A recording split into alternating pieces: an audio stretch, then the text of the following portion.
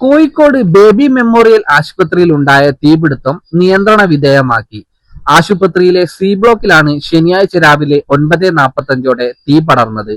9ാം നിലയിലുള്ള AC പ്ലാന്റിനാണ് തീ പിടിച്ചത്. അഗ്നിശമന സേന എത്തി മറ്റു ഭാഗങ്ങളിലേക്ക് തീ പടരുന്ന സാഹചര്യം ഒഴിവാക്കി തീ നിയന്ത്രണ വിധേയമാക്കി. താഴത്തെ നിലകളിൽ രോഗികൾ ഉണ്ടായിരുന്നുവെങ്കിലും ഇവരെ ഒഴിപ്പിച്ചു. തീപിടുത്തത്തിന്റെ കാരണം വ്യക്തമല്ല. പുതിയ ബ്ലോക്കിന്റെ 9ാം നിലയിലെ AC പ്ലാന്റിനാണ് തീ പിടിച്ചത്. ഈ നിലയിൽ രോഗികളെ പാർപ്പിച്ചിരുന്നില്ല.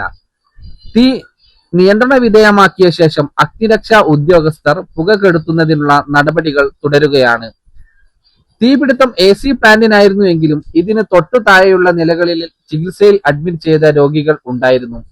സർജറി അടക്കം കഴിഞ്ഞ രോഗികളെ മാറ്റാൻ വേണ്ട നടപടികൾ സ്വീകരിക്കുകയും പ്രയാസമില്ലാതെ പൂർത്തിയാക്കുകയും ചെയ്തതായി ആശുപത്രി അധികൃതർ അറിയിച്ചു. തീപിടുത്തത്തെ തുടർന്ന് പുക താഴെയുള്ള നിലകളിലേക്ക് എത്താൻ തുടങ്ങിയതിനാൽ ആശുപത്രിയുടെ പ്രവർത്തനത്തെ സാരമായി ബാധിച്ചിട്ടുണ്ട്.